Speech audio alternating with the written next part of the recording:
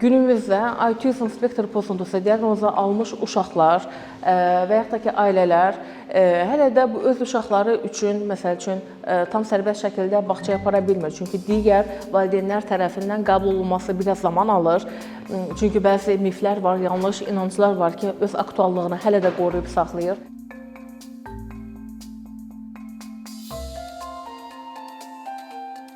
Autizm spektr pozuntusu həyatın ilk etabında mövcud olan və özünü biruzə verən əsasən də iki inkişaf sahəsinə, yəni sosial bacarıqlar və eyni zamanda məhdud maraq və təkrarlanan davranışlara təsir göstərən sinir inkişaf pozuntusudur və xroniki gedişata malikdir. Xroniki gedişat nə deməkdir?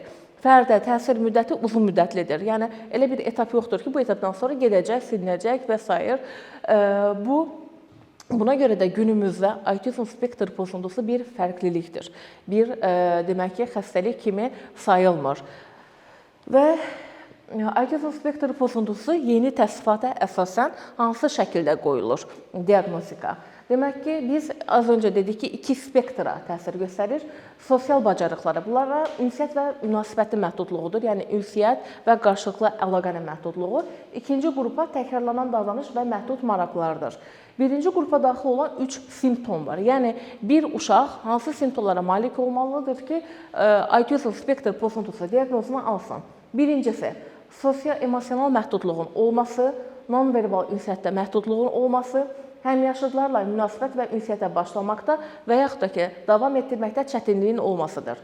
İkinci qrupa daxil olan təkrarlanan davranış və məhdud maraqlardan təkrarlanan davranışın, təkrarlanan oyunun, təkrarlanan nitqə malik olması, rutinlərə bağlı qalması və onların dəyişkənliyini tolerə eləyə bilməməsi, yəni dözümsüz olması, məhdud maraqlarının olması, artmış və yaxud da azalmış emosional maraq və yaxud da ki, reaksiyalar, yəni hər hansı bir hadisə qarşısına ya ümumiyyətlə reaksiya vermir, ya da adaptativ reaksiya vermir, yəni həddindən artıq reaksiya verir. Yəni, qısası, bir uşağın bu diaqnoza sahib ola bilməsi üçün A qrupa, yəni sosial ünsiyyət və münasibət məhdudluq qrupuna daxil olan 3 simptoma və B qrupuna təkrarlanan davranış və məhdud maraqlardan minimum bir simptoma malik olmalıdır. Yəni, biz burada bütün simptomları axtarmırıq. Burada minimum bir, digərində isə 3 simptom. Sual oluna bilər ki, bəli, mənim övladımda bu diaqnoz təsdiq olunubdur, amma B qrupuna daxil olan heç bir simptomu yoxdur.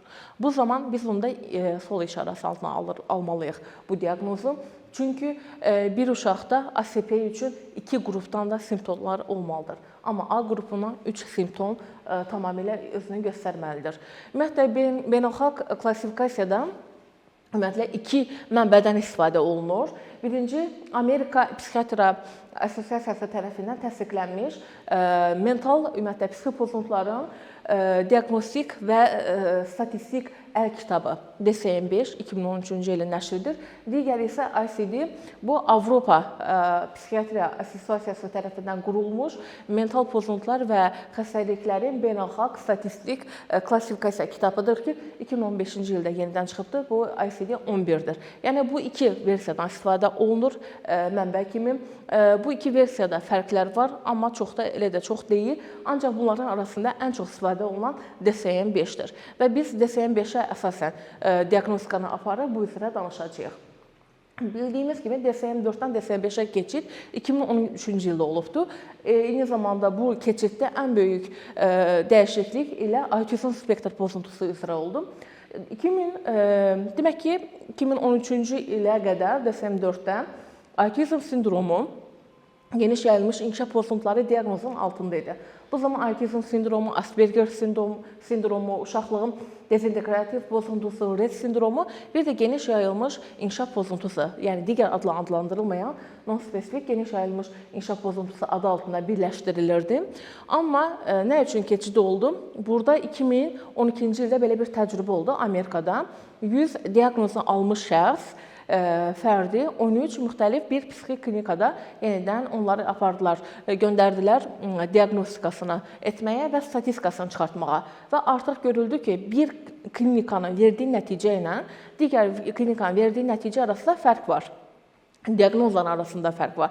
Yəni əsasən də autizm sindromu, Asperger sindromu və uşaqlığın dezinteqrativ pozuntusu diaqnozları arasında faiz, yəni böyük ölçüdə 60-40%-ə qədər fərqlilik var idi. Sual olunurdu ki, işində bu qədər professional olan mütəxəssislər nə üçün diaqnostikada bu qədər səhvliklər eləyə bilər? Əslində onların malik DSM-4-də geniş yayılmış inkişaf pozuntusu özü 3 demək ki, simptomlar, 3 qrup simptomlar toplusuna görə ayrılırdı. Bu nitq demək ki, ünsiyyət bacarıqlarına, qarşılıqlı əlaqə münasibət bacarıqlarına, bir də məhdud maraq təkrarlanan davranış bacarıqlarına görə bölünürdü. Amma daha sonra bunların arasındakı simptomların oxşar olunduğunu müəyyən olundu və onları autizm spektr pozuntusu çətirinin altına alındı. Sadəcə buradan Rett sindromu çıxarıldı. Bu da genetik bir xəstəlikdir. Komorbid kimi autizm spektr pozuntusu ilə birgə müşahidə oluna bilər. DSM-4-də autizm spektr pozuntusunda tipik, atipik şəklində bölünürdü. Yəni ancaq DSM-5-də autizm spektr pozuntusu və onun komorbid versiyaları. Komorbid versiya nə deməkdir? Autizm spektr pozuntusu ilə birgə müşahidə oluna bilən digər demək ki, sinir inkişaf pozuntuları, psixi pozuntular. Bunlara ən çox eşlik eləyən, yəni yanaşı müşahidə olunan diqqət əksikliyi, hiperaktivlik pozuntusudur, əqli zəka geriliyidir, nitq ləngiməsidir, adaptasiya problemlərdir, motor problemlərdir, OKB-dir, depressiya, təşviş pozuntusu və s. kimi yəni birgə müşahidə oluna bilər. Yəni biz autizm spektr pozuntusu və yaxud da ki, autizm spektr pozuntusu və onun komorbid versiyaları haqqında burada bilgiləndik. Ümumiyyətlə, autizm spektr pozuntusunun günümüzdə rast gəlmə tezliyi 2010-cu ildə statistika aparıldı və qeyd olundu ki, 68 uşaqdan birində, bu da Amerikada müşahidə olundu, amma 2014-də isə 59 nəfərdən birindədir. Azərbaycanda bunun rəsmi statistik göstəricisi yoxdur. Yəni araşdırma verən, məlumat verən yoxdur. Amma Türkiyənin açıqladığı məlumata əsasən 45 uşaqdan birində rast gəlinir. Bu birbaşa həmin ölkələrin sosioekonomik dəyərlərinə görə də müəyyən olunur. Ümumiyyətlə, rast gəlmə tezliyi oğlanlardan demək ki, qızlara 4 dəfədən artıq daha çox rast gəlinir. Bu birbaşa kişi cinsi hormonu, testosteron hormonuna əlaqəlidir. Belə ki, testosteron hormonu həm göz kontaktını, həm demək ki, lüğətdə söz ehtiyatının eyni zamanda diqqəti azaldan bir hormon kimi ifadə olunur. Ümumiyyətlə, son günlərdə bu diaqnozun artma səbəbləri bir neçə hallarla müşahidə, yəni izah olunur. Birincisi nədir? Son 20 ilə nəzərən autizm spektr pozuntusu haqqında daha çox məlumat əldə edə bilməyimizdir. Və eyni zamanda daha çox araşdırılıb və kliniki kriteriyalar üzrə, diaqnostik kriteriyalar üzrə daha çox dəyişiklik olunub. Eyni zamanda skrininq vasitələri, həm də ki, diaqnostik vasitələri demək ki, təkmilləşib və insanlara əlçatan olubdur. Və bir digəri isə insanlar arasında daha çox demək ki, məlumatlı olanlar var. Yəni əslində biz baxanda 20 ilə qədər autizm adını eşidən cəmiyyətimizdə o qədər də adam yox idisə, indi hər bir ana təşviş içərisindədir və rutin kontrollara aparır ki, övladını inkişafını dəyərləndirmə olsun, yanaşı gedən hər hansısa bir sinir inkişaf pozuntusu varmı, yoxmu, onu bilmək üçün. Çünki autizm sözündən xəbərdardır. Bir digəri isə ətraf mühit, çevrə faktorlarının dəyişməsidir və ən əsası valideynlik yaşının artması da müşahidə olunur. Belə ki, ümumi götürsək, bizim günümüzdə məlum olan səbəblərdən, yəni diaqnozun artma səbəbinin 50% hələ məlum deyil statistikada. 25% diaqnostik vasitələrin təkmilləşməsidir, 15% insanların daha çox məlumatlanması, 10% isə irəli yaş valideynliklə izah olunur. Burada valideynlik yaşının demək ki, bu diaqnozla birbaşa əlaqəsi haqqında bir statistik araşdırma oldu. Qeyd olunur ki, 1970-ci ildən etibarən kişilərdə ata olma yaşı artıb. Bunun əsas səbəbi də sosioekonomik səbəblərdir. Belə statistik göstəricidə ataların, ümumiyyətlə kişilərin ata olma yaşı 10% azalması, ASP diaqnozunun 26% azalmasına səbəb olur. Amma anaların, qadınlarda ana olma yaşı 10% artması bu diaqnozun 18% artmasına səbəb olur. Bu da ki, cinsi hüceyrələrdə xromosom keyfiyyətinə görədir. Necə ki, erkən yaş dövründə bir qadın nə qədər ki, sağlam uşaq dünyaya gətirə bilmirsə, çünki o xromosom yetişkənlik bir yaşı var, keyfiyyət yaşı var. Eyni zamanda irəli yaş dövrdə də bu demək ki, öz keyfiyyətinin itirilməsi ilə səbəb ola bilir.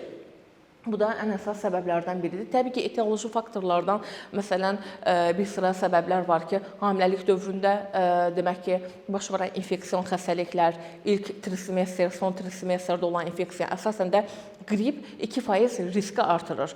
Ana hamilə olduğu dövrdə demək ki, qrip virusuna tutularsa, gələcəkdə uşaq autizm kimi bir sıra sinir inkişaf pozuntularının riskini 2 dəfə artırır. Hamiləlik dövründə anada piyələnmədir, arterial hipertenziya, diabet kimi diaqnozların alması bu riski 42% artırır.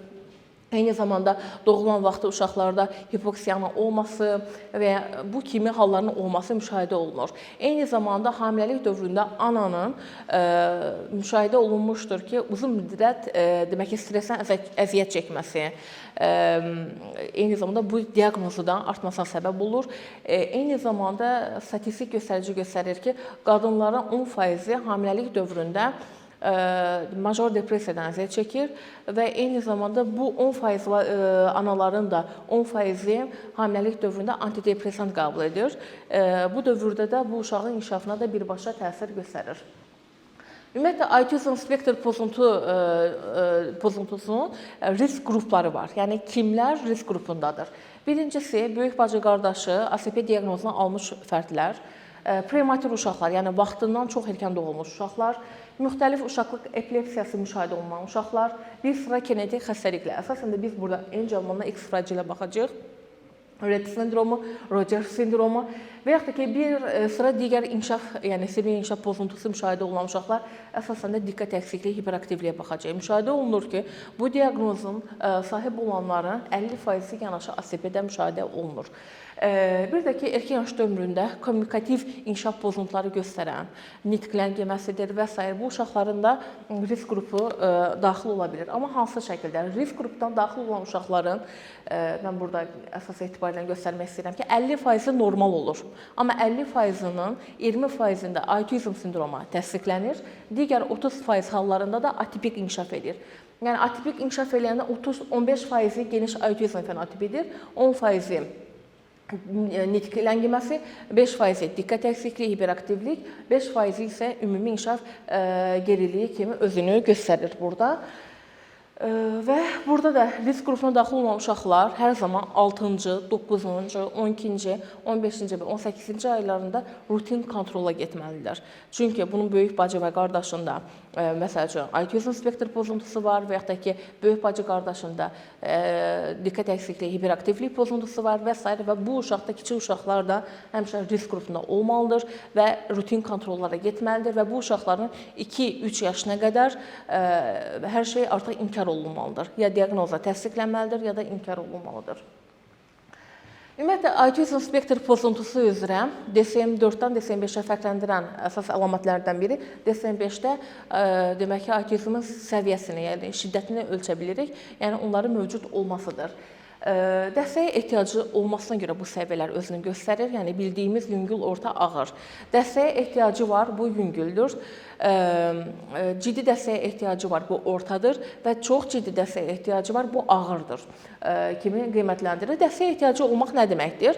Ünsiyyətə başlamaqda və yaxud da ki, davam etdirməkdə müəyyən qədər dəstəyə ehtiyac var. Yəni, məsəl üçün, bu uşaq ünsiyyətə başlaya bilir, amma davam etdirə bilmir. Minimal biz ona kömək eləyirik, kömək elətdiyi halda davam etdirə bilir.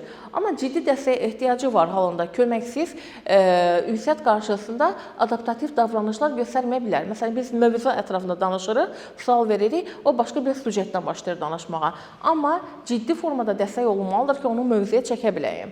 Amma çox ağırda, ümumiyyətlə, reaksiya göstərilmir və ünsiyyətdir və bu kimi sosial bacarıqlardır. Bu kimi bacarıqlarda çox ciddi problemlər olduğunu göstərir və bu uşaqların çox ciddi dəstəyə ehtiyacı var.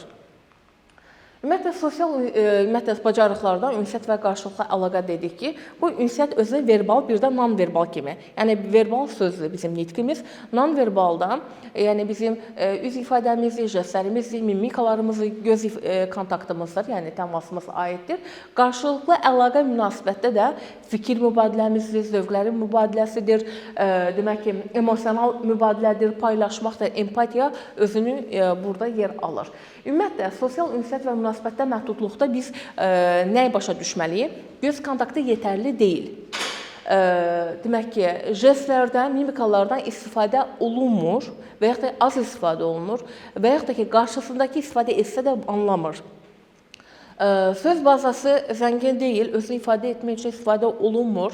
Nitqi inkişaf adətən atipik inkişaf edir. İnkişaf etsə də zövqlərini paylaşmaq üçün inkişaf etmir. Monoloq tipli danışma var. Məsəl üçün, gedib danışır, amma özü üçün danışır, tək danışır. Yəni, dialoq şəklində deyil.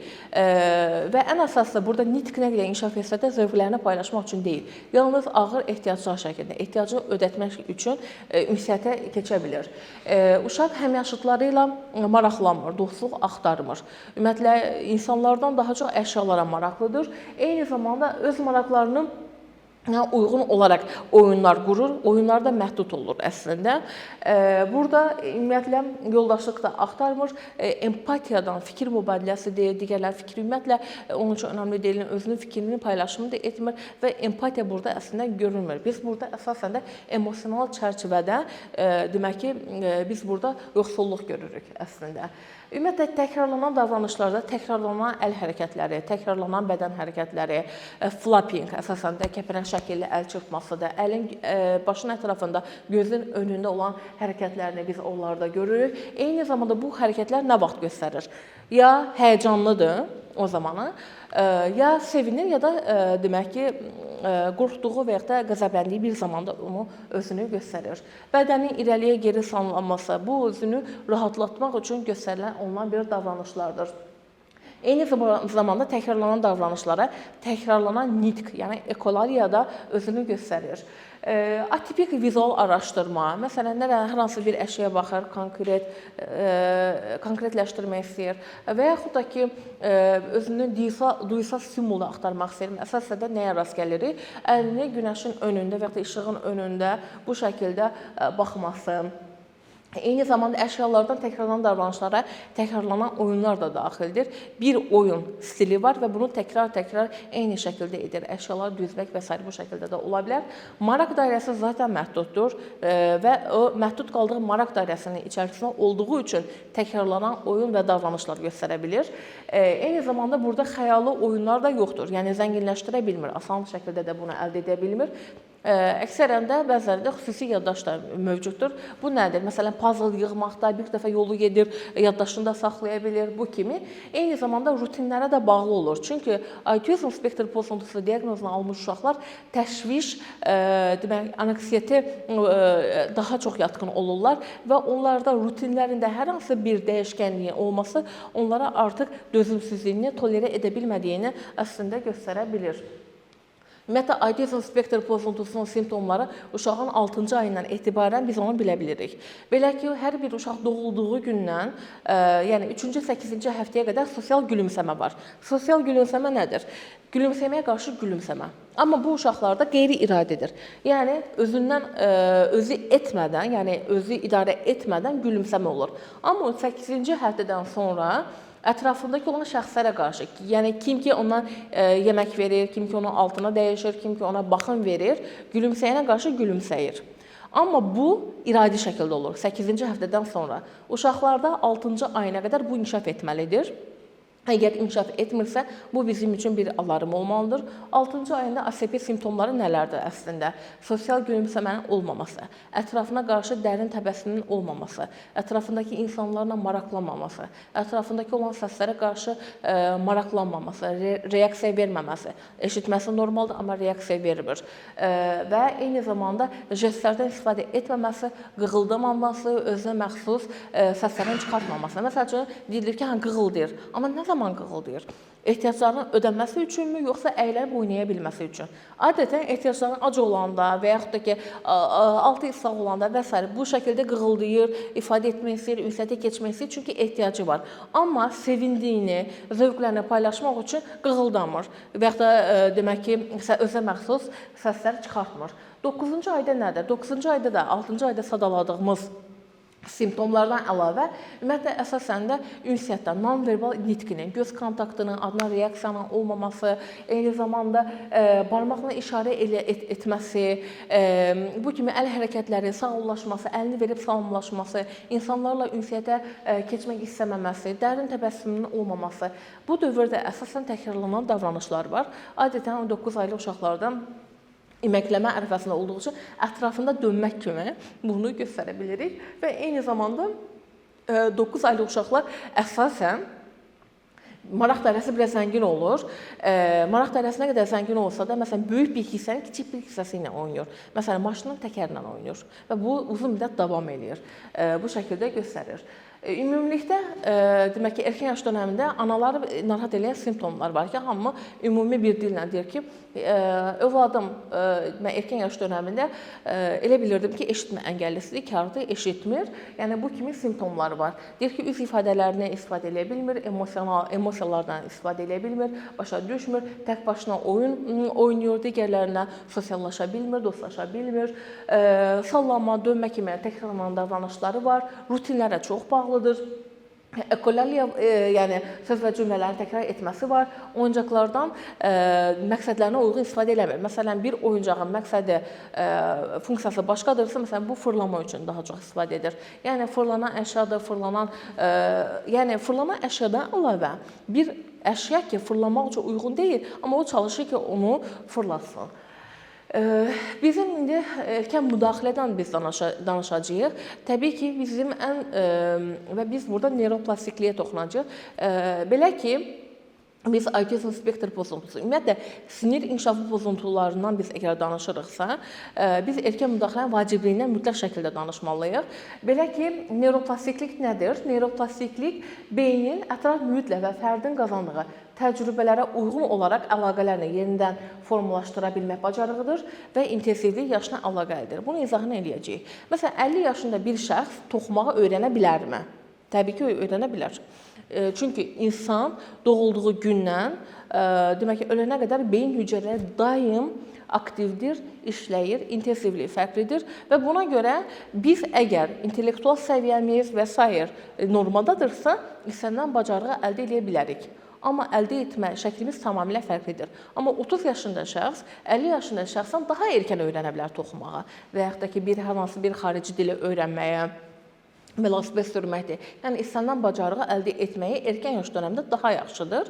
Belə ki, bizim beynimiz sinir hüceyrələri neyronlardan ibarətdir ki, məlumat impulslar şəklində bir neyrondan digər neyrona ötürülür. Və neyrondan neyrona ötürülməsi sinapslar şəklində baş verir. Ümumiyyətlə, bu sinapslar olmalıdır ki, məlumat daha aktiv formada ötürülə bilsin. Eyni zamanda, məsələn, biz danışırıq, biz eyni zamanda, məsələn, biz həm göz kontaktı qururuq, həm də siz mənim səsimi eşidirsiniz. Səsimizi eşitdiyimiz zamanı, demək ki, eşitmə sinir hüceyrələri ilə, demək ki, görmə sinir hüceyrələri informasiyaları götürür, xüsusi mərkəzlərinə aparır və onlar arasında əlaqə saxlayaraq məlumat tamamlanır. Siz mənə həm görərək, həm üz ifadəmi və s. beyninizə tamamlayırsınız. Bu neyronlar eyni zamanda, demək ki, mərkəzlər arasındakı funksiyaların bərabərləşməsi birgə fəaliyyətin nəticəsində meydana çıxır.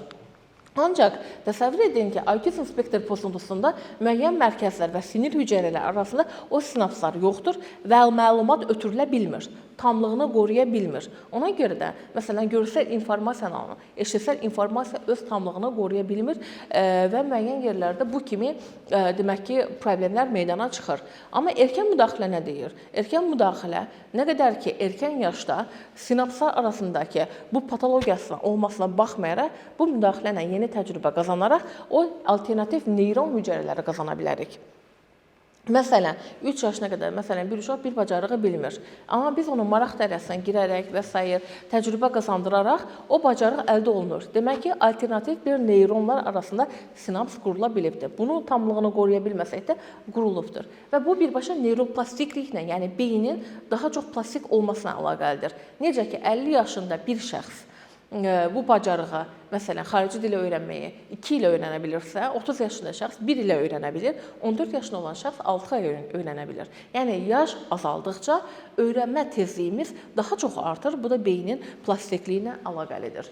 Eyni zamanda erkən müdaxilə neyroplastikliklə ölçüldüyü halda müəyyən oldu ki, 3 yaşa qədər öz aktuallığını qoruyur və 3 yaşa qədər erkən müdaxilə etdikdə biz nəyə qazanırıq? Autizm spektr pozuntusunu, simptomlarını demək ki, biz zəiflədə bilirik, düzdür, silmədən danışmırıq, zəifləyir. İkinci olaraq, alternativ ünsiyyət bacarıqları inkişaf olunur. Üçüncü olaraq da qavrama bacarıqları artır və dördüncü olaraq da qazanılmış bacarıqlar uzun müddətli olaraq demək ki, əldə olunur. Eyni zamanda autizm spektr pozuntusunda biz sosial motivasiya hipotezindən danışacağıq ki, belə ki, uşaqların məhdud maraqları olduğu üçün dərin təcrübələr qazana bilmir. Bu məhdud maraqların olması sosial marağın azalmasına və bu da sosial təcrübənin azalması ilə sosial öyrənmə, yəni qavrama imkanlarının azalması və yekunda sosial məlumatları işləyən beyin funksionalların, mərkəzlərin fəaliyyətlərinin məhdudlaşması ilə nəticələnir. Biz erkən müdaxilə edərək uşağın sosial marağın azalmasını artırmalıyıq ki, daha çox təcrübə qazana bilsin. Bu da öyrənmə ilə əlaqəlidir və bu yekunda həmin beyin mərkəzlərinin fəaliyyətinin artması ilə birgə əlaqəlidir. Eyni zamanda bir uşaq, yəni tipik bir uşaq sosial öyrənməsinə görə, öz-özünə öyrənə bilməsinə görə, ortaq diqqətini formalaşdırmasına görə, təqlidi bacarıqla inkişaf etdirməsinə görə, zamana görə əldə etdiyi bacarıqları normaldır. Yəni, bu göy xəttə olan normal inkişaf göstərən uşağın bacarığıdır. Yəni, zamana görə bacarıqları artır, düz mütənasibdir. Amma autizm spektr pozuntusu ilə gedən inkişaf, bu yaşıl xətt kimi, ox kimi, zamana görə əldə olunmuş bacarıqların sayı azalır. Niyə? Çünki ortaq təqlid yoxdur, yəni ortaq diqqət yoxdur, təqlidi bacarıqları yoxdur və bu uşaqlarda öz-özünə və sosial öyrənmə ilə bacarıq əldə edə bilmir. Erkən müdaxilə amma göstərir ki, biz bu uşağa kömək etməklə bacarıqlarını zamana görə artıra bilirik. Belə ki, düzdür, uşağın bacarıqını normal inkişaf edən uşağın bacarığına üst-üstə düşməyəcək, ancaq özü müstəqil şəkildə xaricdən ehtiyacı olan demək ki, yardımın miqdarını azaltması ilə müşahidə olunacaqdır. Ümumiyyətlə, günümüzdə autizmda bəzi miflər var ki, biz bunları ümumiyyətlə yox etməliyik beynimizdə. Birincisi, autizm xəstəlik deyil, ikincisi, müvəqqəti deyil. Bayaqlam dediyimiz kimi, xroniki gedişata malikdir. Düzdür, günümüzdə autizm spektr pozuntusunun zəiflədim, yəni çox görünməz halda zəifləməsi müşahidə oluna bilər. Bu kimlərdə var? Erkən diaqnostika almış, erkən müdaxilə almış uşaqlarda, sosial-ekonomik düzəni yaxşı olan ailələrdə, eyni zamanda ki, ASP-nin şiddəti yüngül olsa əgər, bu görünməz halda demək ki, yox ola bilər. Autizm yoluxucu deyil, autizma peyvəndlər səbəb olmur, autizma valideynlik tərzi səbəb olmur. Yəni, səhlakar valideynlər ekranın qabağında qaldı, uşaq autizm diaqnozunu aldı, belə bir fikir yoxdur. Bir də autizm yetkinlik dövründə itmir. Yekun olaraq, mən sizə bildirmək istəyirəm ki, autizm spektr pozuntusu diaqnozunu gözləmək deyil, əgər şübhəniz var ki, uşağın inkişafında problem var, siz artıq diaqnozun təsdiqləməsi düzdür. Müəyyən qədər zaman ala bilər, siz vaxt itirmədən erkən müdaxiləni aparmalısınız. Çünki uşağın itirdiyi hər dəqiqə uşağın bacarıqlarının əksilməsi ilə müşahidə olunur ki, bu bəzən geriyə bərpa olunmur. Bu zaman diaqnozun təsdiqlənməsini gözləmək deyil, müdaxiləyə başlamaq lazımdır. Bu bizim rəsmi səhifənin QR kodudur, istəsəniz onu demək ki, çəkə bilərsiniz. Ümumiyyətlə, diqqətiniz üçün təşəkkür edirəm, minnətdaram. Çox sağ olun.